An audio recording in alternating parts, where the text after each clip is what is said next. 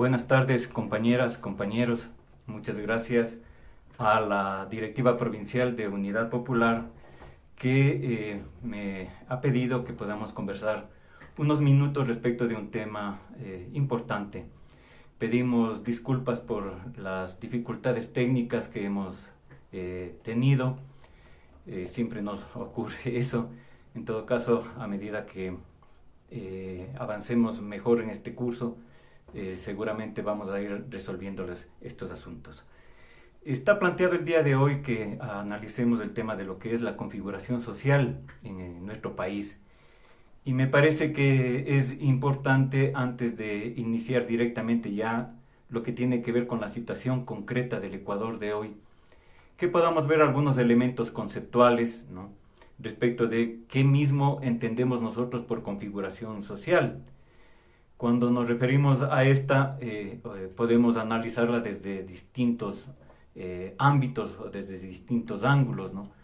Un aspecto podría ser, por ejemplo, el ser analizado una sociedad desde el punto de vista étnico, ¿no? Otro podría ser visto desde el punto de vista de la población en cuanto tiene que ver a las condiciones etarias, edad, el problema de género. Cuando me refería hace un momento al tema étnico, podría haberse planteado el fenómeno desde el punto de vista de la composición de los grupos nacionales, de las nacionalidades, de los pueblos.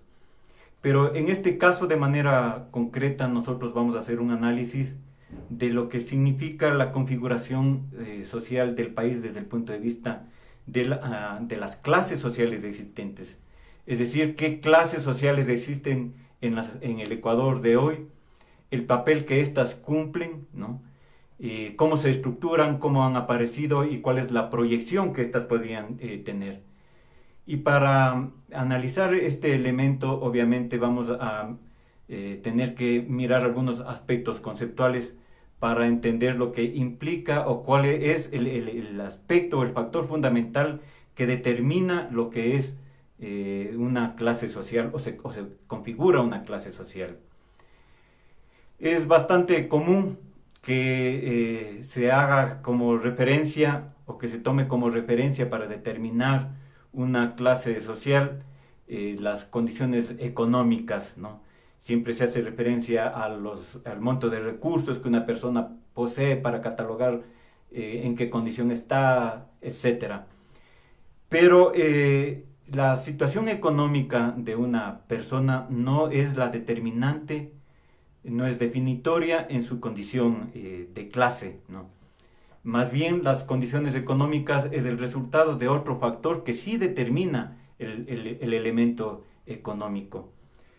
Hay trabajadores, por ejemplo, ¿no?, particularmente en el sector petrolero, en el que vamos a encontrar esos trabajadores que tienen ingresos superiores, por poner como elemento de comparación a algunos sectores de los maestros, ¿no?, de las categorías inferiores, ¿no? Los trabajadores petroleros pueden tener ingresos superiores a un sector de los trabajadores de la educación, a los maestros. Pero hay otros trabajadores de la industria que van a tener y que tienen ingresos inferiores al mismo sector de los maestros. Sin embargo, los trabajadores forman parte de la clase obrera y los maestros forman parte de lo que ha sido conceptualizado como la pequeña burguesía. Adelanto este elemento para justamente señalar que el factor económico no es el que determina la condición de clase, ¿no? Los ingresos que una persona tiene es el resultado de otra circunstancia concreta. Para entender las clases sociales tenemos que remitirnos un poco o bastante, digamos, a la historia, pero no vamos a analizar nosotros todo ese proceso histórico porque no es el propósito, ni habría el tiempo para hacerlo. Pero la existencia de las clases sociales está aparejada a la existencia de la propiedad privada sobre los medios de producción. Es decir, sobre todo aquello que el ser humano utiliza para poder producir bienes que le garanticen su subsistencia. Si partimos del criterio de que las clases sociales están determinadas por la existencia de la propiedad privada sobre los medios de producción, Esto nos lleva a una conclusión también, ¿no? No siempre existieron las clases sociales. A pesar de que algunos digan, siempre hubo pobres y ricos, siempre hubo clases sociales, no es cierto. No siempre hubo clases sociales. No siempre hubo explotados y explotadores, como tampoco está determinado para siempre la existencia de clases sociales. Porque, como decimos, estas están condicionadas a la existencia de la propiedad privada sobre los medios de producción. En los inicios de la sociedad humana, en la comunidad primitiva, no existían clases sociales. Creo que eso lo conocemos nosotros perfectamente, ¿no? Esa se trataba de una sociedad en la cual todos los integrantes del grupo social trabajaban de manera colectiva, tenían relaciones de colaboración entre los integrantes del distinto grupo social, ¿no? Y esa colaboración y ese trabajo colectivo y ese repartirse los bienes que obtenían para la subsistencia del grupo de manera colectiva generó la existencia de esa sociedad que es conocida como la comunidad primitiva. Sin embargo, hay un momento en el desarrollo de esa sociedad que les posibilita, sobre la base particularmente del desarrollo de los instrumentos de trabajo, lo que les permite desarrollar la agricultura, la ganadería, les permite desarrollar al mismo tiempo la propiedad privada sobre los medios de producción. Cuando surge la propiedad privada, ¿no?, surge también la posibilidad de que aparezcan las diferencias sociales. La sociedad, el comunismo primitivo da lugar a la sociedad esclavista. Surge la propiedad privada, se transforma la sociedad que estamos hablando, es decir, el comunismo primitivo, y aparece la sociedad esclavista. Ese es el punto de quiebre. El punto de quiebre del aparecimiento de la clase social, insisto, está determinado porque aparece la propiedad privada sobre los medios de producción. Y de ahí para acá, ese fenómeno no lo vamos a analizar, de ahí para acá se han desarrollado diversos tipos de sociedades. Y en cada uno de los tipos de sociedades se han presentado o han aparecido determinadas y particulares clases sociales.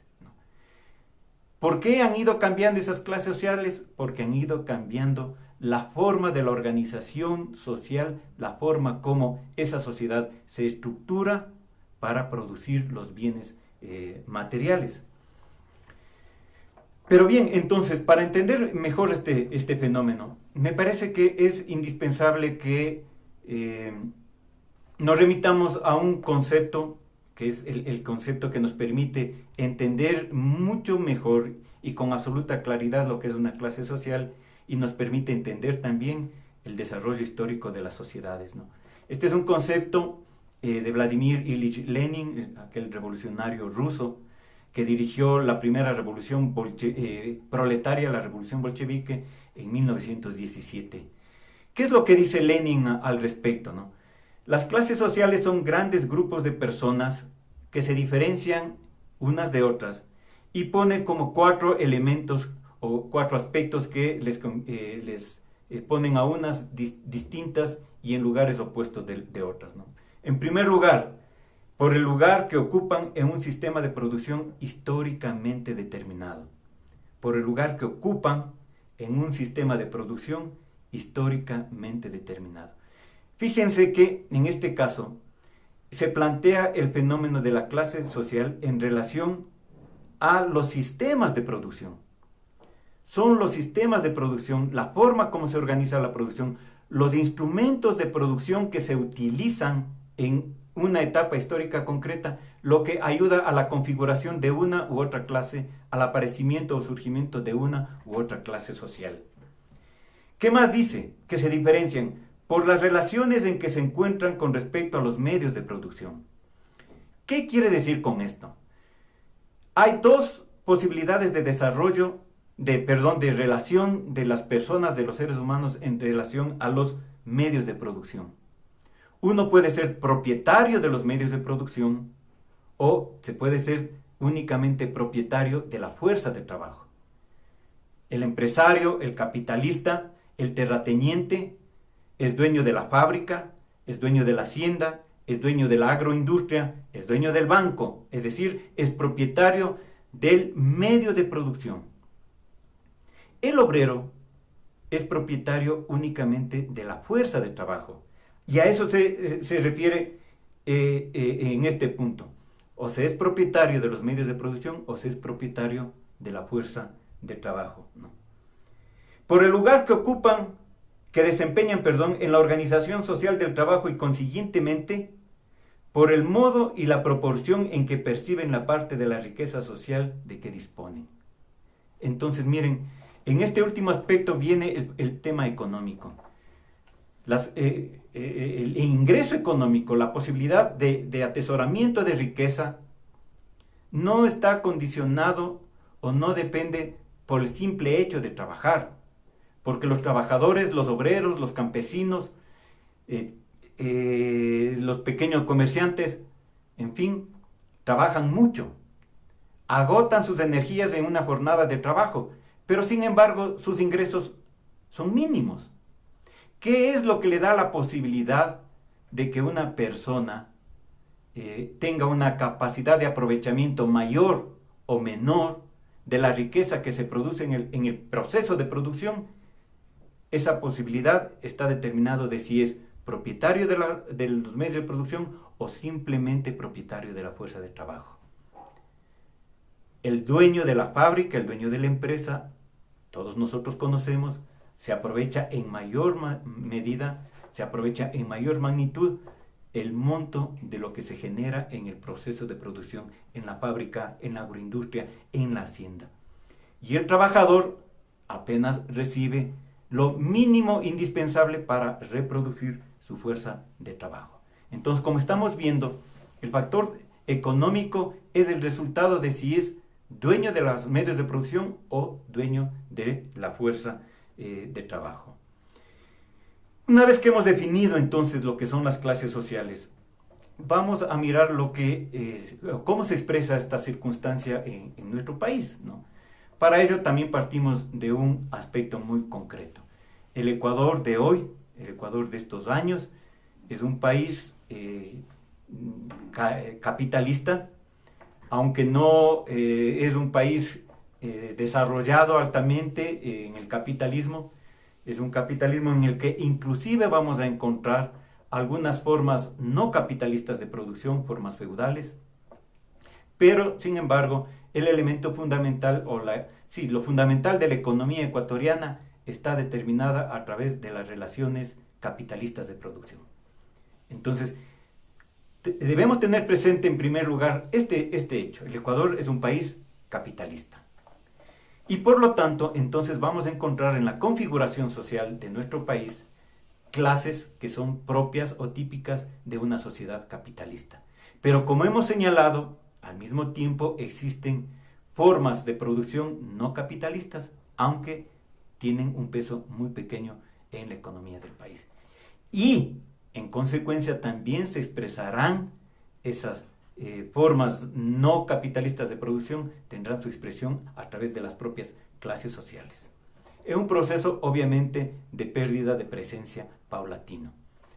Y el otro factor que es importante, que es más de una connotación política, pero tiene su incidencia económica, es la circunstancia de que el Ecuador es un país dependiente del imperialismo, particularmente dependiente del imperialismo estadounidense, ¿no? Recordemos que hay varias potencias imperialistas, ¿no?, que ejercen un dominio sobre los países dependientes a nivel mundial. Pero en el caso concreto de nuestro país y de la región latinoamericana, el imperialismo estadounidense es la potencia que tiene un mayor control, tiene una mayor incidencia, tiene la posibilidad inclusive determinante en algunos momentos del rumbo político de determinados países. No obstante, en los años precedentes China, el imperialismo chino, tuvo una presencia significativa. Los Estados Unidos nunca perdió el peso económico en la región. Bien, entonces, tomando en consideración estas dos premisas, ¿no?, que el Ecuador es un país capitalista, pero es un capitalismo poco desarrollado, o no altamente desarrollado, más bien es la forma más precisa de ubicar el fenómeno. Y que es un país dependiente, entonces vamos a mirar cómo está la configuración social. En primer lugar, en el ámbito de las clases explotadoras, ¿no? Porque vamos a encontrar clases explotadoras y clases trabajadoras, ¿no? Clases dominantes y sectores dominados de la sociedad ecuatoriana. Ese es un aspecto que en general siempre lo utilizamos, ¿no? Pero ya para ir viendo de manera más precisa, entonces vamos a encontrar en primer lugar a los sectores de la gran burguesía. En nuestro país existe una gran burguesía. La burguesía, conceptualmente, si nos remitimos al criterio que dimos hace unos minutos, la burguesía vendría a ser la propietaria de los medios de producción en los que se ejerce una explotación al trabajador a través del pago de un salario. La relación de producción en el capitalismo se ejerce a través del salario. Entonces, la burguesía es la propietaria de los medios de producción que explota la fuerza de trabajo del obrero, ¿no? Y a cambio le entrega un salario. Nosotros hacemos una diferenciación entre una gran burguesía y una burguesía media. ¿Qué es lo que diferencia a la gran burguesía de la burguesía media? En ese caso sí, la capacidad económica. La gran burguesía, estamos hablando de esos sectores propietarios o los dueños de los bancos, estamos hablando de los grupos financieros, los grupos económicos, los grandes importadores de vehículos, de maquinaria agrícola, los dueños de las grandes empresas textiles que exportan, ¿no? De los grandes importadores. Estamos hablando de los propietarios de esas grandes cadenas de comercialización, Supermaxi, Mi Comisariato, El Rosado, etcétera, ¿verdad? Es decir, estamos hablando de una burguesía que tiene una gran capacidad económica en nuestro país. Son propietarios unidos de un conjunto de empresas en todos los ámbitos: textil, farmacéutico, maderera, metal mecánico, etcétera, etcétera. Hay una serie de estudios que nos permite entender la capacidad de concentración de la riqueza en esos sectores. Hay un estudio que circuló hace 1 o 2 años atrás que nos hablan en los siguientes términos. En el Ecuador, ¿no?, se habla de la existencia de poco más de un centenar de grupos económicos. Es decir, cuando hablamos de grupos económicos, estamos haciendo referencia al agrupamiento que ha existido de propietarios de varias empresas capitalistas que actúan en distintos ámbitos, ¿no? Pero de ese más de centenar de grupos económicos, los 62 grupos económicos más poderosos tuvieron ingresos por 17.083 millones, produjeron ventas en el 2010 superiores a las 17.083 millones de dólares. Entonces miren, estamos hablando de que venden 17.000 millones de dólares en ventas.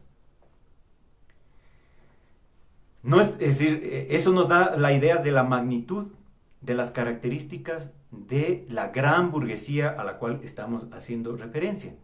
Pero para tener una mejor idea, ese rubro de ventas de estos grupos económicos equivalen al 36, o equivalieron en ese año al 36.5% del Producto Interno Bruto.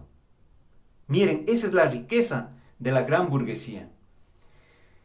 En el 2015, si miramos ya a los 200 grupos económicos existentes, tuvieron, en este caso sí, ingresos por 57.475 millones de dólares, que representan el 57.4% del Producto Interno Bruto.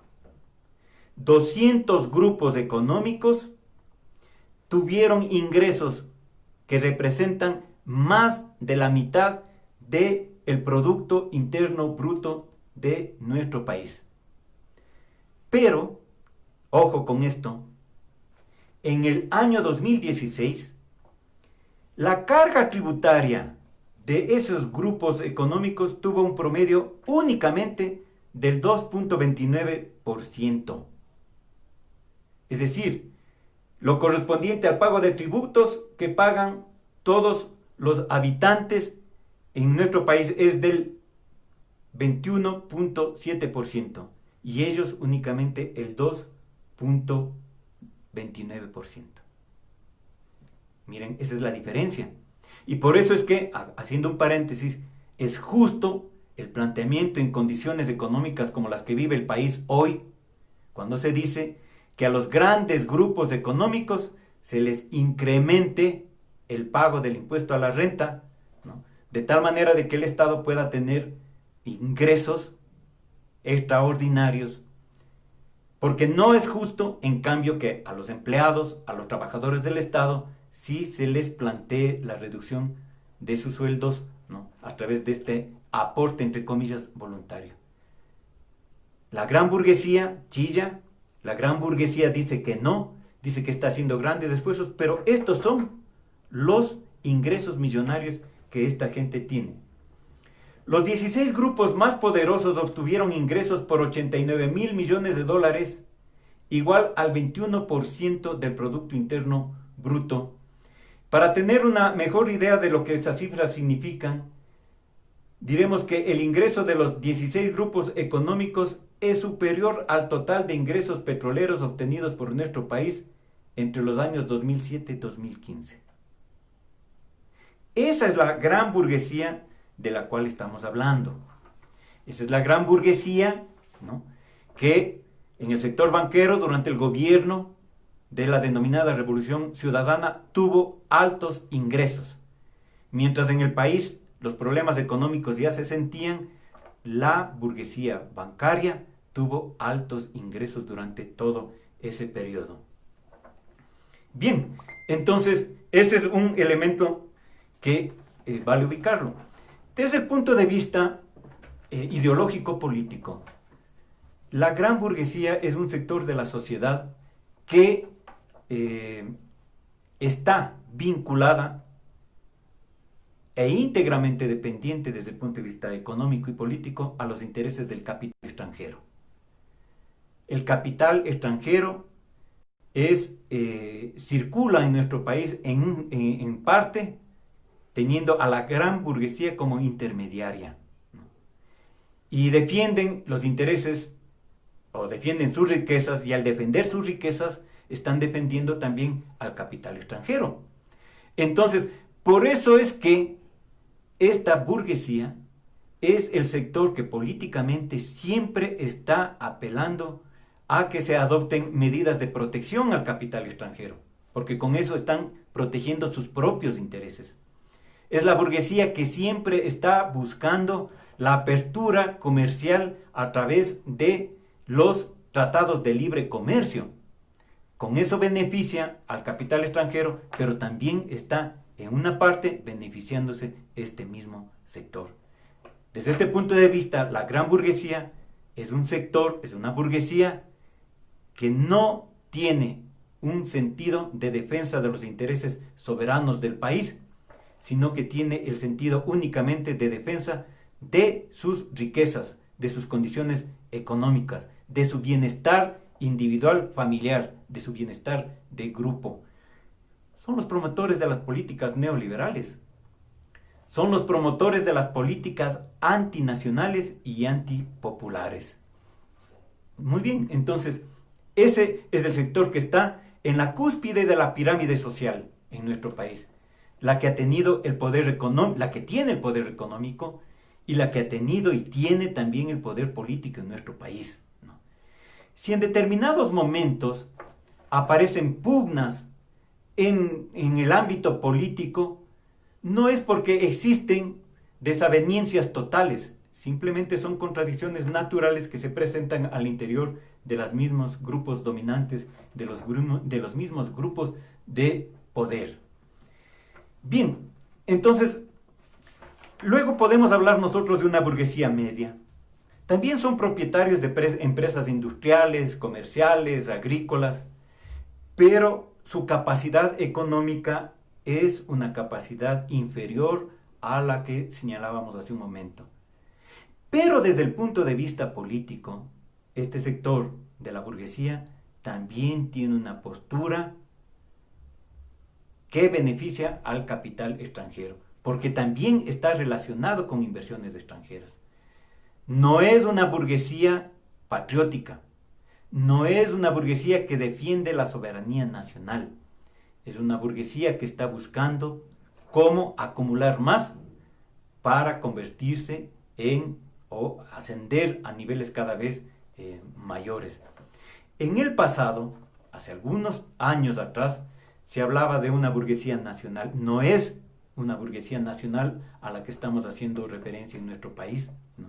El desarrollo capitalista, la injerencia extranjera, el grado de desarrollo, de afirmación de la dependencia extranjera ha eliminado por completo lo que en un momento podíamos denominar como burguesía nacional. La burguesía media y la burguesía, la gran burguesía, son desde el punto de vista político burguesías pro-imperialistas. Defienden los intereses del capital extranjero por sobre cualquier interés interno de beneficio soberano de nuestro país, ¿no? En las clases trabajadoras vamos a encontrar entonces, en primer lugar, a la clase obrera. ¿Qué es lo que determina o qué es lo que caracteriza a la clase trabajadora? El obrero o la persona para ser catalogada como obrero es aquella persona que vende su fuerza de trabajo, ¿no? Y a cambio de su fuerza de trabajo recibe un salario. El trabajador que recibe un salario es obrero. En la fábrica industrial, en la fábrica textil, en la fábrica metalmecánica, en la fábrica de farmacéuticos, en la maderera, etc. En todos aquellos ámbitos en todas las empresas, donde está establecido el régimen de salario, esos trabajadores que venden su trabajo por un salario son obreros. El trabajador de la plantación agrícola, de la plantación bananera, de la plantación cacaotera, la trabajadora de las plantaciones de flores, ¿no? Son obreros, son obreras, porque venden su fuerza de trabajo. No por el hecho, en este último caso que hago referencia, de trabajar en el campo, significa de que sean campesinos, no. El problema no está si trabaja en la ciudad o en el campo. Lo determinante, lo definitorio para dar la condición o la característica de trabajador, de obrero, es que recibe salario. Si recibe salario aún trabajando en el campo, en la tierra, es obrero. Es un asalariado agrícola. Entonces, ese es un aspecto importante que hay que tomarlo en consideración. La clase obrera ecuatoriana está constituida por el proletariado industrial, los trabajadores de las empresas mineras. Estamos hablando de los mineros, sobre todo de esos mineros que están ahora en las grandes empresas, ¿no? Y empresas medianas también. Vamos a diferenciar, en el caso de los mineros, de la minería artesanal, ¿no? En los otros casos forman parte de la clase obrera. Dijimos hace un momento los asalariados agrícolas, los trabajadores públicos, no los empleados, los trabajadores públicos, los trabajadores de aseo de calles, los trabajadores de la empresa eléctrica, los trabajadores de agua potable, de los servicios de agua potable, forman parte de la clase obrera. Son también parte de la clase obrera los trabajadores de las empresas capitalistas de comercio. Miren, aquí vamos a hacer una pequeña diferenciación o explicación. La señora de la tienda de mi barrio, ¿no? hace una acción similar a la acción que hacen las cajeras o los cajeros de las grandes cadenas comerciales. Cuando yo voy a la tienda y compro algo, le pago, la señora me toma el dinero, si hay un vuelto, me da el vuelto, ¿verdad? Pero esa señora de la tienda, que en un pequeño negocio es propietaria, aunque desde el punto de vista físico, diríamos, hace una actividad exactamente igual a la que hace el cajero o el cajero de Supermaxi o de cualquier empresa de gran comercio.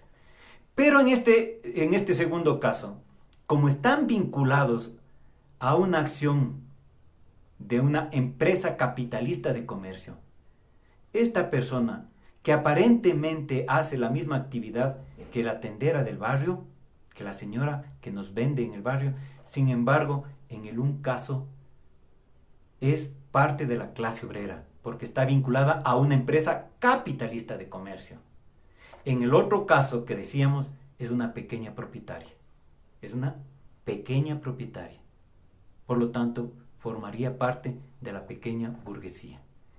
Entonces, miren, aquí también vamos a encontrar, así como en un inicio decíamos, el problema de la cantidad de dólares que recibe al mes no determina la condición de clase. En este caso vamos a ver también que actividades similares pueden estar vinculados a ámbitos distintos y eso también da una diferente ubicación social. ¿Ya? Bien, entonces, todos aquellos trabajadores, todos quienes desarrollan una actividad manual y que están vinculados, ¿no?, a un régimen de salario, forman parte de la clase obrera. Ahora, hay un asunto que particularmente debe preocuparnos a los hombres y mujeres de izquierda, y es que la clase obrera, por acción de la burguesía, por una serie de medidas básicamente de orden jurídico, es un sector que tiene muy pocos niveles de organización sindical de manera específica o principalmente más bien en el sector de la industria privada. Ese es un aspecto que hay que tomarlo en consideración. Vamos a hablar también de un sector al que le hemos denominado como el semiproletariado. Semiproletariado son los trabajadores, ¿no?, y generalmente son los trabajadores por cuenta propia, pero cuyos ingresos no les son suficientes para subsistir y se ven obligados a vender de manera temporal su fuerza de trabajo. Ese es un aspecto que hay que mirarlo, tomarlo en consideración. Temporalmente se ven obligados a someterse al régimen salarial. Los trabajadores, los zapreros en los ingenios azucareros, generalmente, no digo todos los trabajadores del ingenio azucarero, el zaprero, ¿no? El zaprero que durante varios meses es un campesino, generalmente un campesino pobre que trabaja en la tierra, pero en el periodo del corte de la caña, de la recolección de la caña, el periodo de la zafra, ¿no?, ese campesino va al ingenio azucarero 2-3 meses. Y en el periodo que está en el ingenio azucarero, está sometido a un régimen salarial y vendría a ser obrero, proletario. Pero es temporal. Termina el periodo de la zafra y ese trabajador regresa, ¿no?, a continuar sus labores de campesino pobre, semiproletario. Semiproletario, es decir, temporalmente ha vendido su fuerza de trabajo, ¿no? Son propietarios de pequeños medios de producción, una pequeña parcela de tierra, ¿no?, que normalmente es compartida con su familia. Es decir, él ni siquiera es propietario integralmente de esa parcela de tierra, sino de una parte de esa pequeña extensión de tierra, ¿no? Están ubicados en la ciudad, están ubicados en el campo.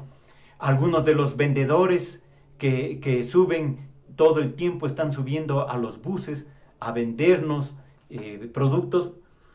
en algunos de esos vendedores, porque ahí también vamos a encontrar una diferencia, unos han logrado ahorrar unos cuantos dólares y se compran unos pocos productos para venderlos.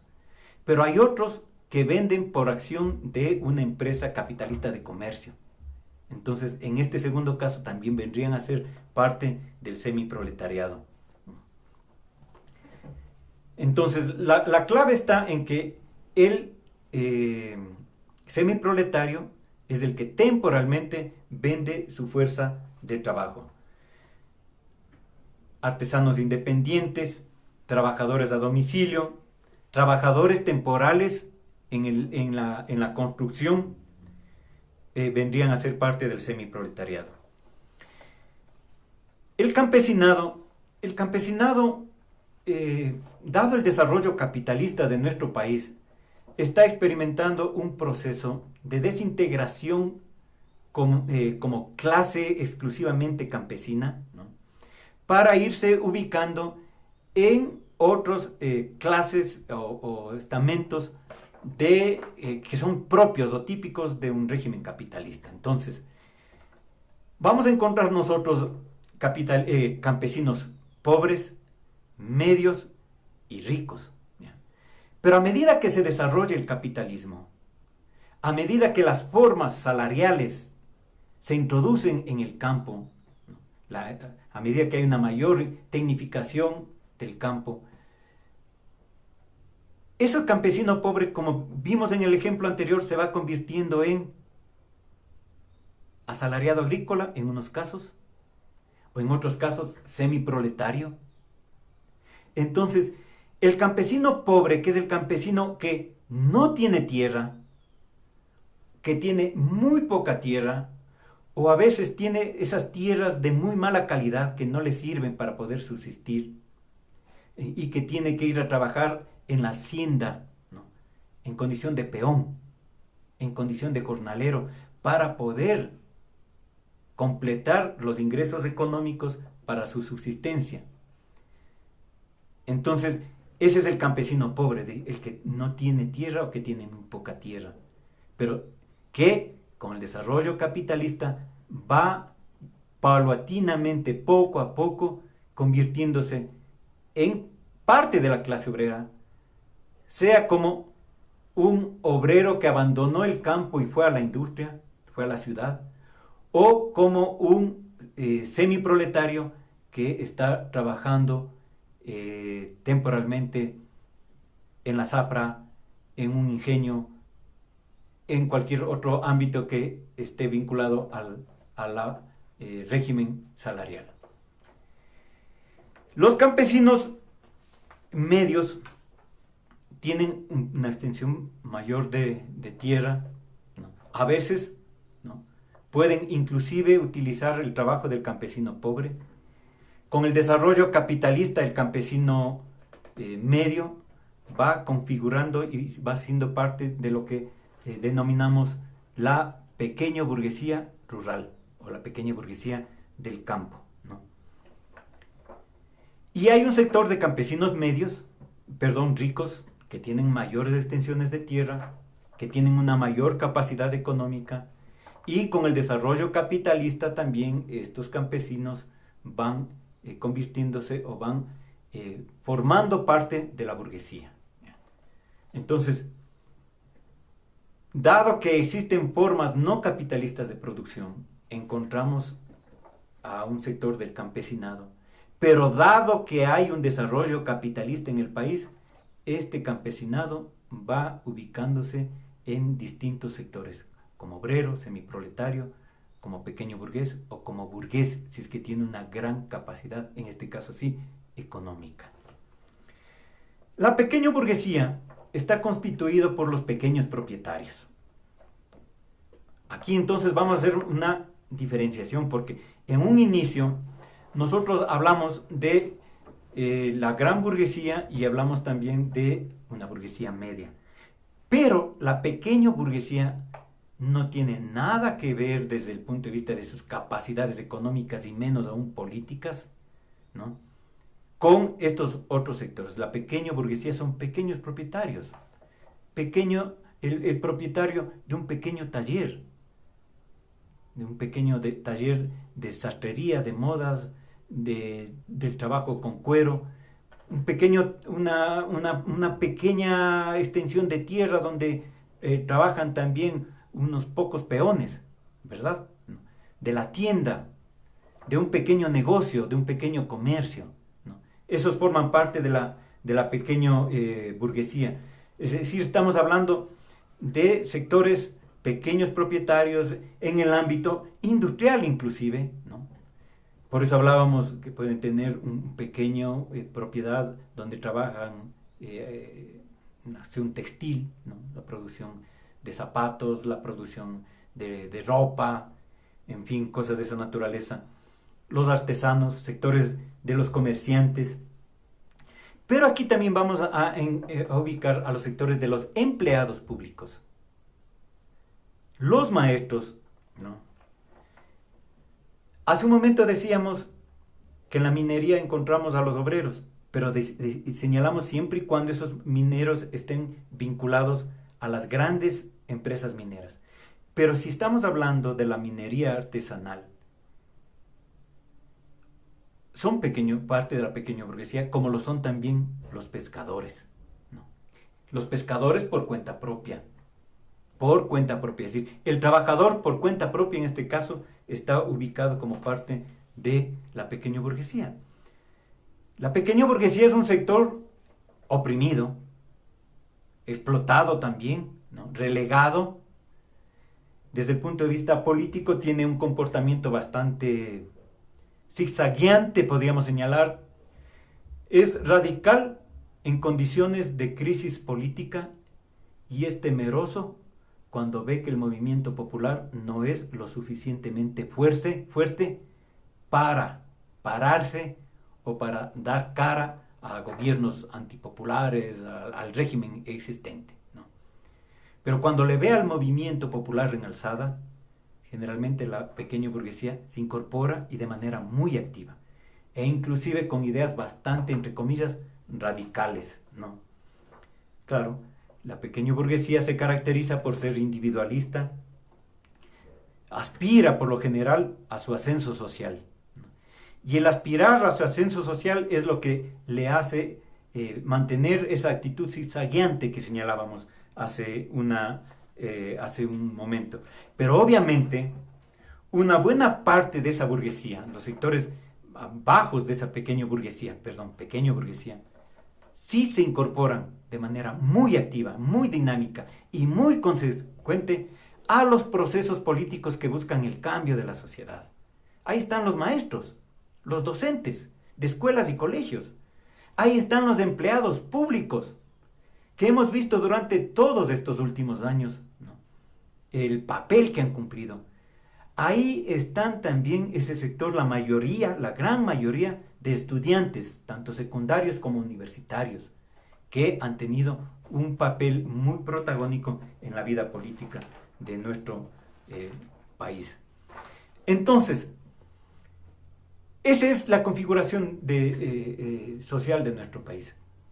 Una pirámide que en la cúspide está la burguesía, la gran burguesía, la burguesía media, y hacia abajo, ¿no?, van las clases sociales que están sosteniéndoles a los que usufructúan el poder. En la base se encuentran las clases oprimidas, en la base se encuentran las clases explotadas. Esa base es la que busca en un momento abrir las compuertas para que los que están arriba vayan hacia abajo. Esas es las clases trabajadoras, la clase obrera, de manera particular en unidad con el campesinado, son los sectores que buscan la transformación social. Son los sectores que quieren el cambio. Son los sectores más consecuentes, particularmente la clase obrera, en la lucha por el poder. Porque, como hemos escuchado una frase bastante conocida, los trabajadores no tienen nada que perder en la lucha contra los capitalistas, salvo las cadenas que son las que las dominan y que las oprimen. Ese es el elemento que tiene que ver con la configuración social del país. ¿Por qué es importante conocer esto?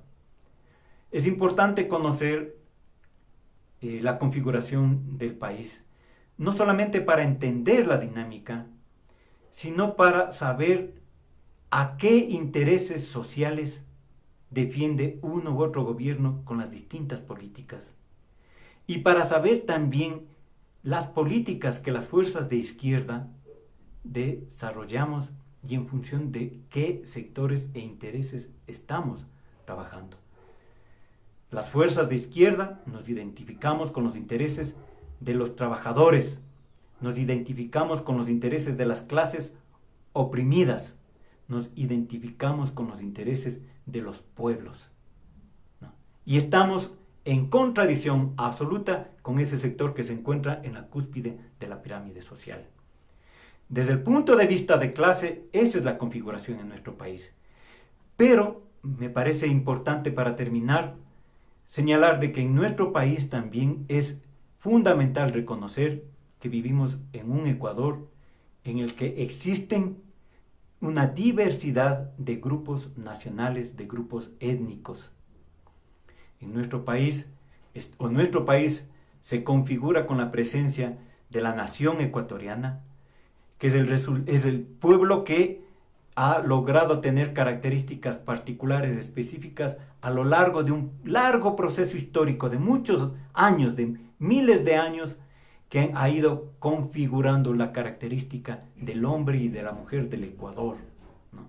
En el cual hay el componente de los pueblos originarios, hay el componente también de los pueblos que vinieron y que invadieron a nuestro país, el componente de España, ¿no?